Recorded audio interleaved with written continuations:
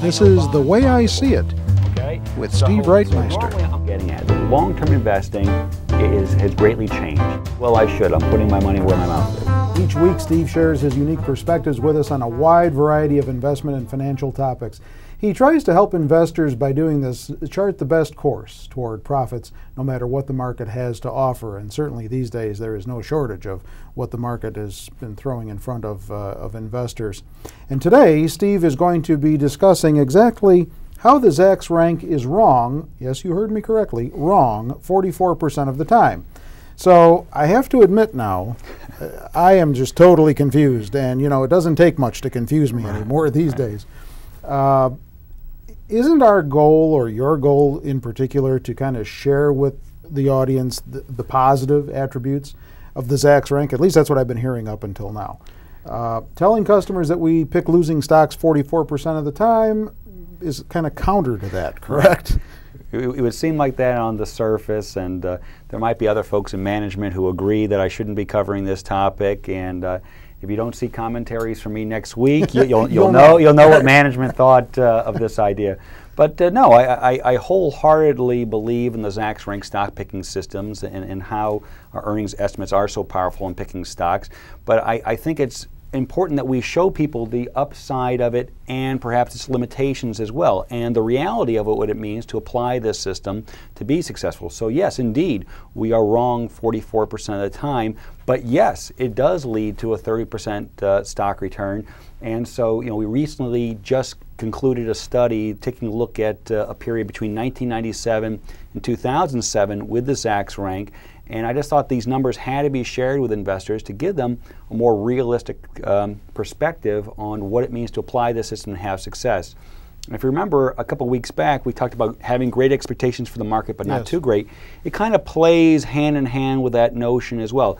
If people think that, you know, like the myths about the Zacks Rank, that they're going to be right all the time, or they're going to have big home run stocks, and that's not really the way the system works. They have these faulty expectations. They're not going to have the patience to see the system through, and they're not going to have success, which is the goal that we have for them.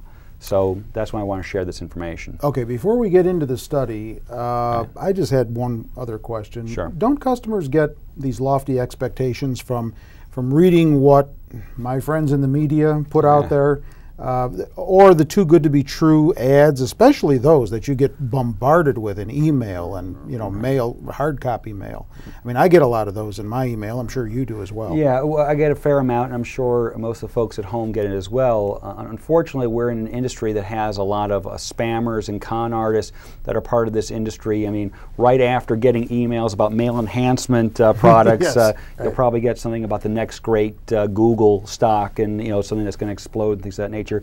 So there's a lot of folks that are just 100% deceptive in their practices in our industry, but there's also a lot of legitimate firms that use very aggressive marketing tactics, and sometimes it's not what is said, it's what's not said, and it's the expectation that the customer walks away with.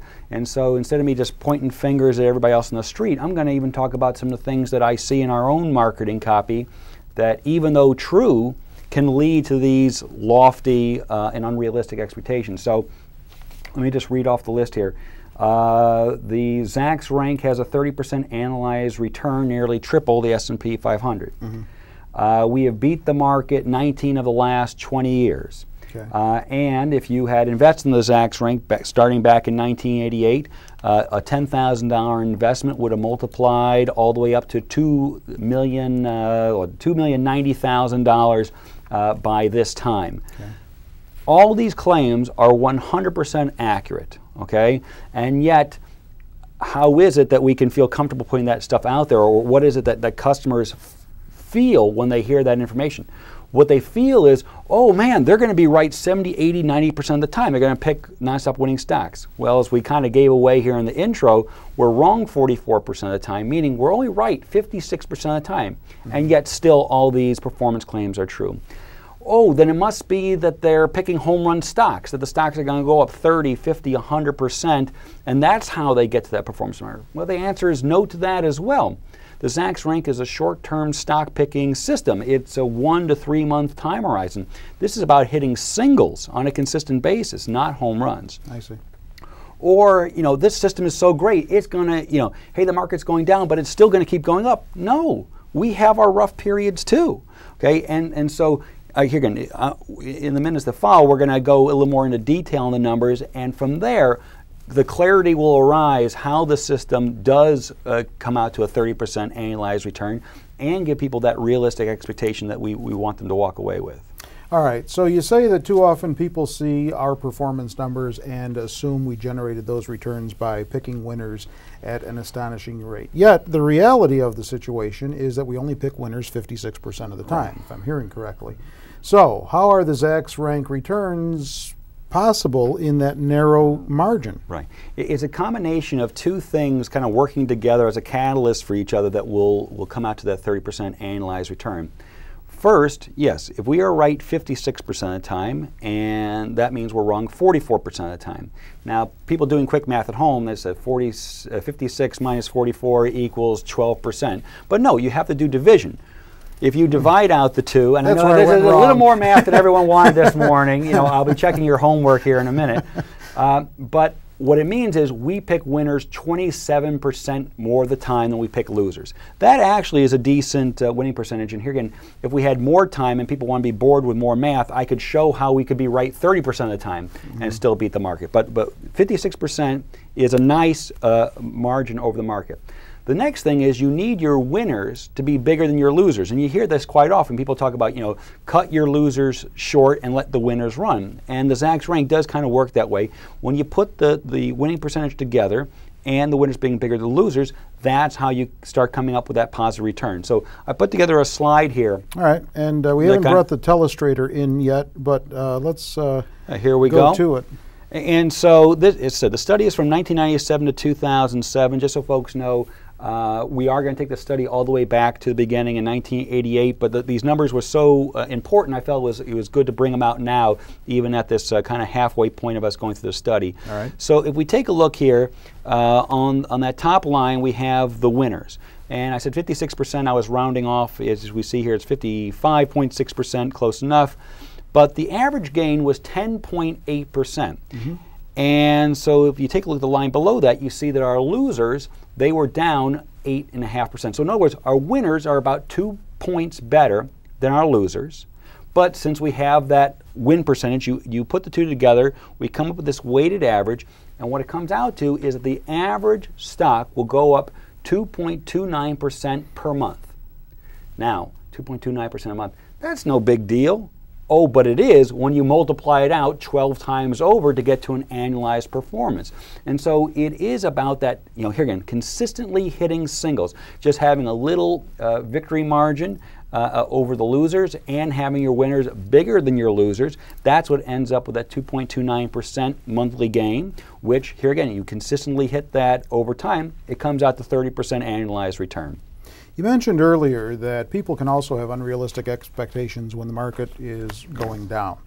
How well did the Zacks #1 ranked stocks hold up during market downturns? Any data on that? Yeah, we have quite a bit on that, and we've had some pretty horrific periods in time. And here again, I think it's important that people know that because, yeah, I'm proud of the long-term performance, but that included some dark periods as well.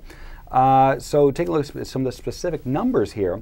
The worst month that we ever had was October of 1998, and anyone who was an investor at that time or in this industry remembers what a dark and gloomy period that was. I mean, the market was raging higher, and all of a sudden drops 30% in the matter of a couple days. That were some scary moments for folks. We only had 7% winners that month. Okay, so we were only right 7% of the time and wrong 93% of the time. But hey, everyone else was as well. And the average loss on a Zacks #1 ranked stock was 22%. Okay, in some of our marketing and educational materials, we keep repeating the same thing.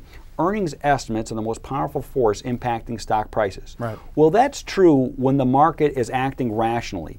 But in those times of extreme fear, the bad stocks are being thrown out and the good stocks are being thrown out too.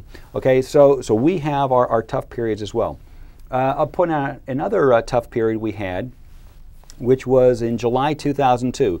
We're almost 3 years into a bear market. The market is racing towards bottom at this time.